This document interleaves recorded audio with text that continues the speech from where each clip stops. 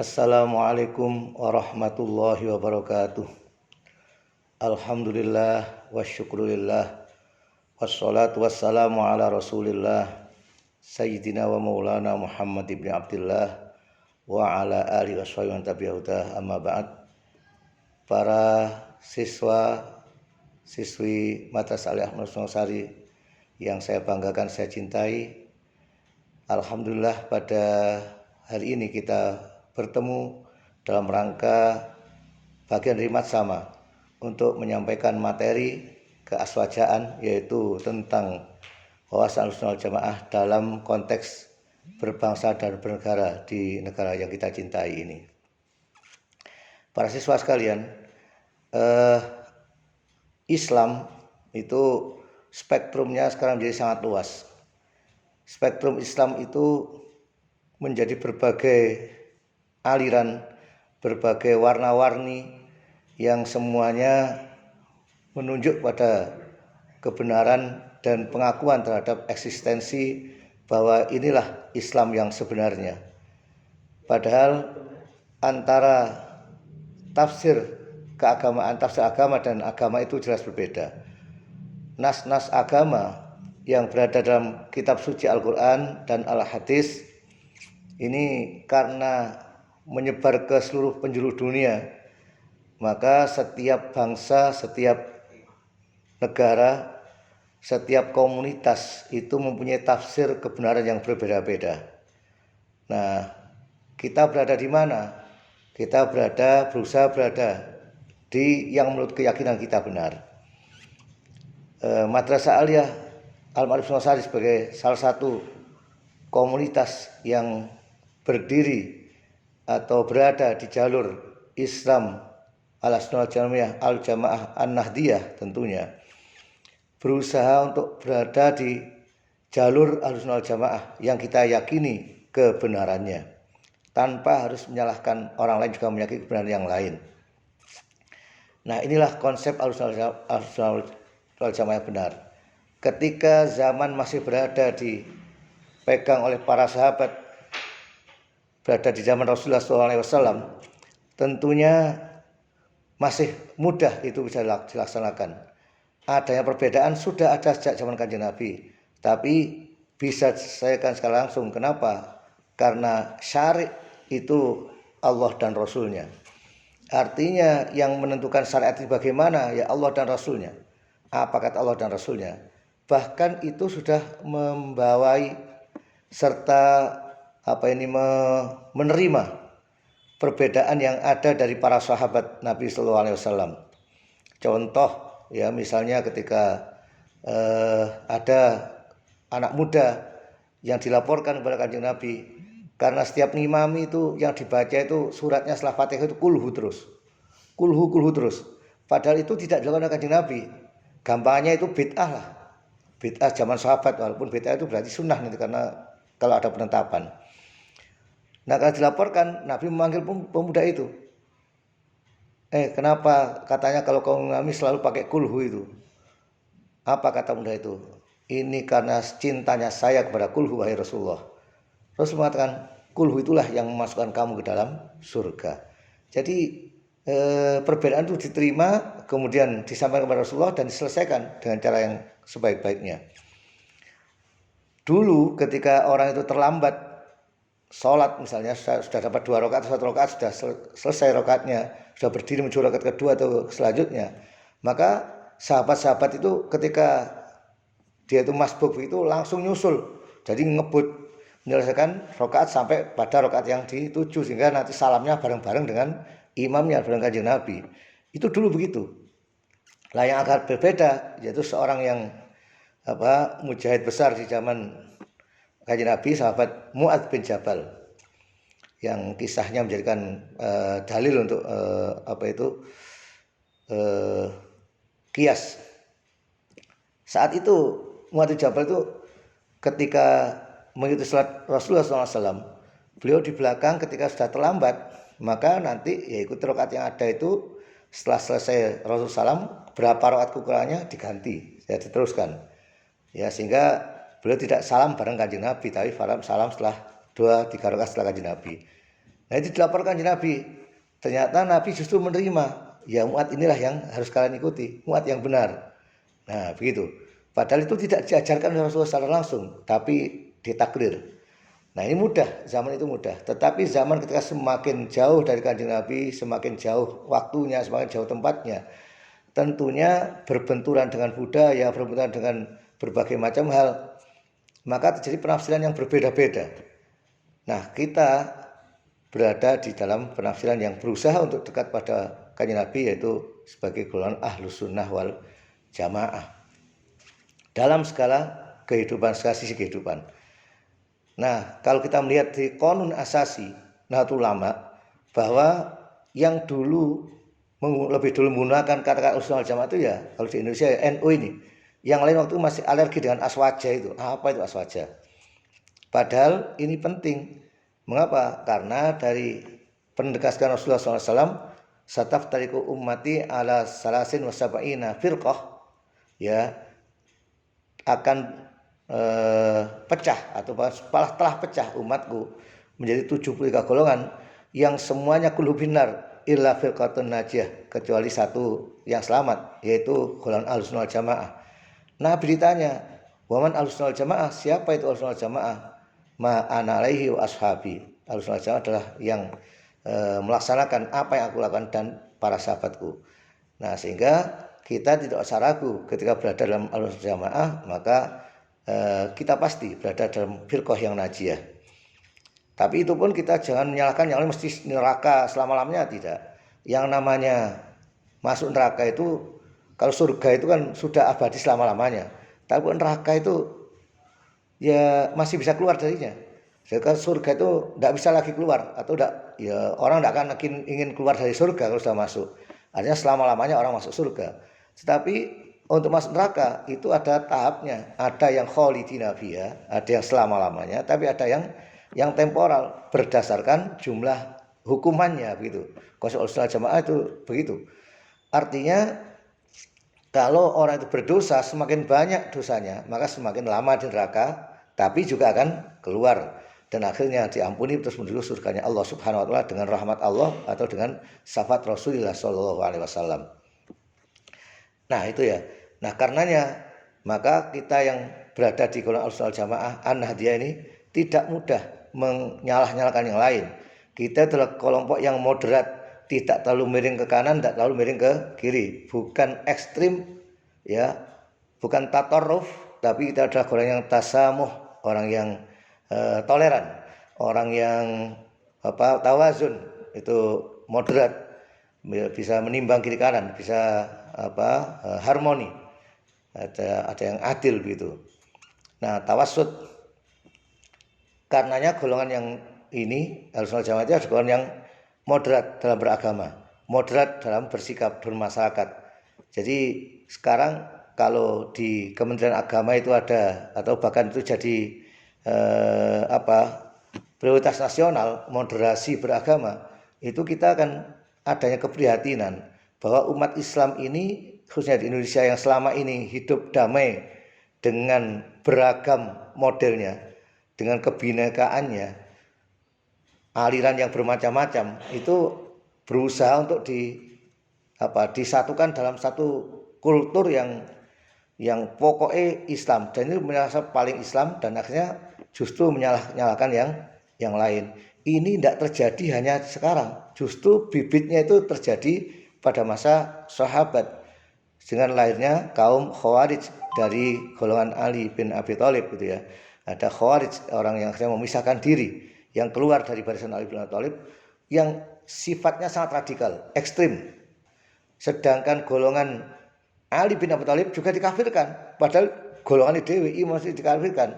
Mengapa? Karena menghentikan perang ketika sudah mencapai jihad, sudah mencapai kemenangan. Nah, ini akhirnya golongan ini menjadi golongan yang ekstrim, walaupun sudah ditumpas semasa zaman Sayyidina Muawiyah dan Abbasiyah, sudah tidak ada kelihatannya, tapi bahaya latenya sampai sekarang, ya.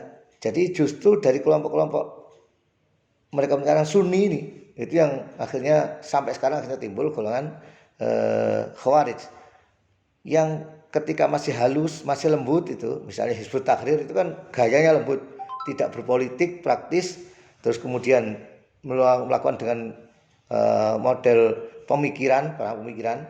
Ini justru mendoktrinasi faham mereka untuk menjadi faham yang paling benar.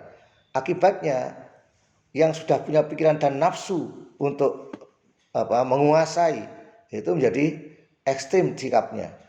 Jadi faham pemikirannya itu masih kelihatannya lembut-lembut saja. Gayanya juga lembut, tapi ketika sudah merasuki begitu, maka menjadi pikiran yang pokoknya, dan itu masuk ke dalam arus pemikiran di semua golongan, semua kena, semua dimasuki, ya, mulai dari kalau di sini ada NU Muhammadiyah, semua itu dimasuki oleh golongan Hizbut Tahrir ini pemikirannya, sehingga malah NU garis lucu, garis lencu, ya, itu kan namanya yang ada karena terpengaruh oleh paham-paham ini. Para siswa sekalian yang saya banggakan, nah dalam konteks keindonesiaan, maka yang namanya Ahlussunnah wal Jamaah ini dulu kelihatannya kayak milik NU tok, tapi sekarang tidak, karena semuanya sudah ngaku sebagai Ahlussunnah wal Jamaah. Selain Syiah ya Ahlussunnah wal Jamaah, Ahlussunni gitu ya.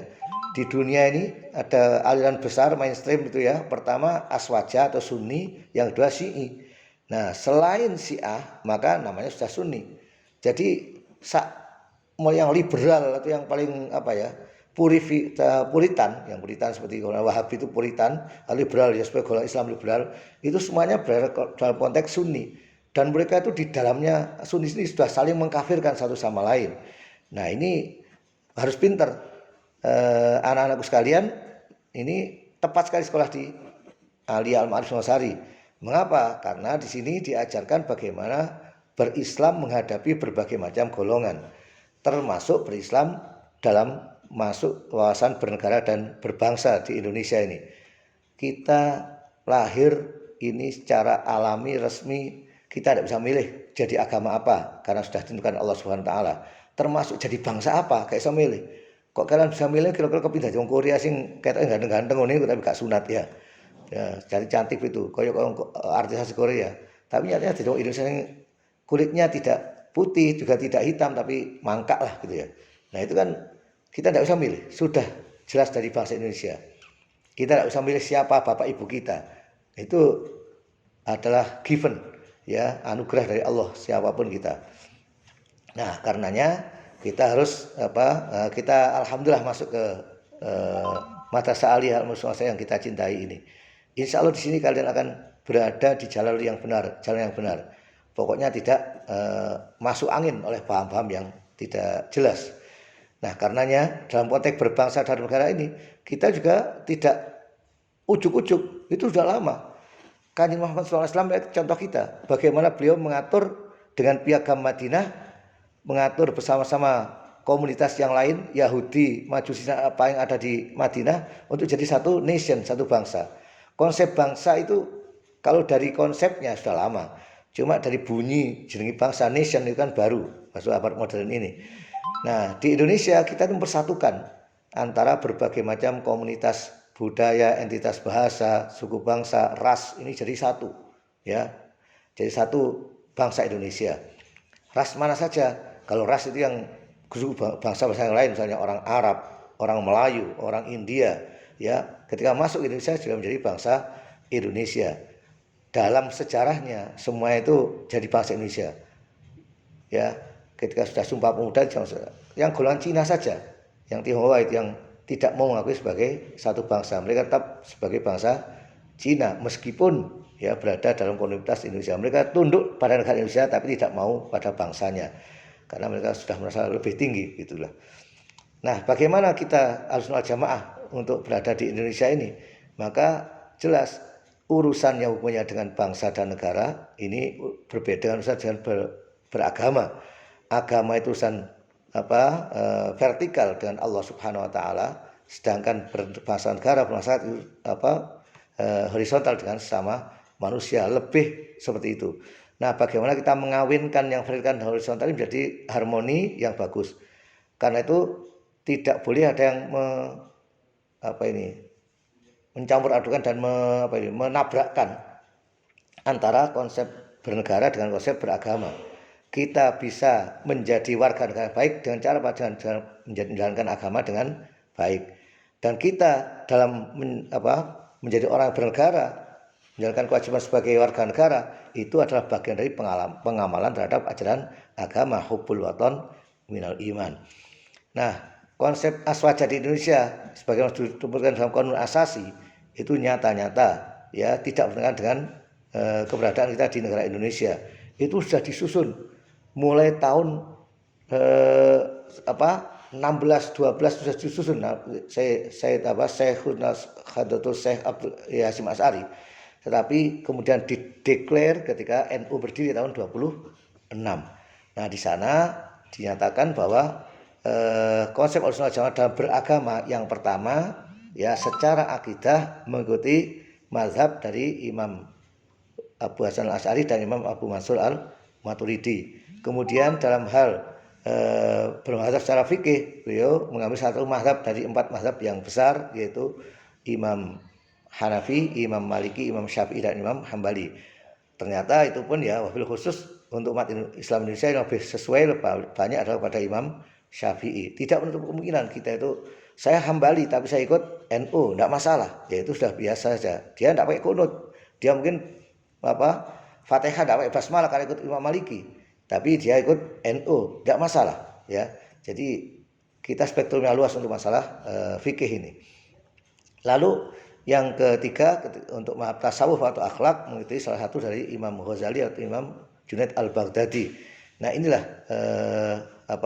keluasan mazhab aliran Ahlussunnah wal Jamaah Nahdliyah yang dipandangkan oleh satu Syekh Kiai Haji Hasyim Asy'ari dan ulama kita.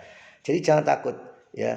Dalam hal ini tidak ada ceritanya dalam kehidupan berbangsa Indonesia itu pengebom bunuh diri, pemberontak dari NU itu tidak pernah ada. Ya, tidak pernah ada. Sampai ketika sudah ekstrim sekali zaman Presiden Soekarno, beliau menerapkan yang namanya Nasakom, itu pun NU berada dalam jalur pemerintahan. Ya, bukan karena kita itu tidak punya pendirian, justru karena teguh pendirian, ya, agar Islam tetap ada di Indonesia dan tetap diakui, ya, dan tetap jadi kekuatan bagi negara, maka NU tetap berada dalam kekuasaan. Ya, tidak berarti setuju pada komunis, tidak, tapi kita punya garis di dalam masalah beragama. Nah, karenanya ini jadi keluasan NU itu ya ketok teko apa nih, lambang NU sudah kelihatan. Yang namanya bintang-bintang itu di bola dunia ada talinya, nah tamparnya itu yang ada 99 lintiran itu ternyata ketika talinya tidak ketat, talinya kayak tali mati tapi tidak ketat, ya, sehingga mudah udar atau mudah luwes itu istilahnya. Bukan berarti tidak buat perjanjian, komitmen dilaksanakan tapi tidak kaku. Nah, itu ya, itu dalam NU. Karena Islam di komitmennya juga bukan komitmen kaku, ya, tidak pokoknya, ya. Kita punya Imam Syafi'i yang sana punya Qawaidul Fiqih atau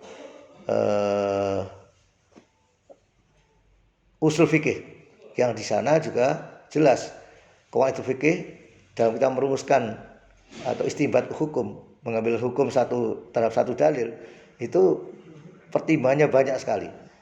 Nah, ini yang juga dalam konteks bernegara dan berbangsa di Indonesia. Itu saya kira yang paling penting yang harus kita pahami, bahwa dalam konteks NU-an waswaja itu sama sekali tidak bertentangan dengan konteks berbangsa bernegara di Indonesia. Kita hidup bisa di mana saja, dan bahkan sekarang aswaja Nahdliyah sudah mau ekspor kemana-mana. Negara-negara Afghanistan yang konfliknya cukup lama, sangat lama itu, sekarang sudah mulai mereda karena sekarang juga ada Nahdlatul Ulama, sudah ada NU berdiri yang oleh warga negara Afghanistan, bukan cabang NU istimewa, tidak, tapi mereka sudah mendirikan NU, semacam NU yang ada di Indonesia. Juga di negara-negara Kaukasia atau bekas negara Uni Soviet, ya, itu juga sekarang sudah banyak melihat bagaimana NU bisa damai di Indonesia, dan mereka akan mengimpor dari Indonesia bagaimana seharusnya paham itu dilaksanakan.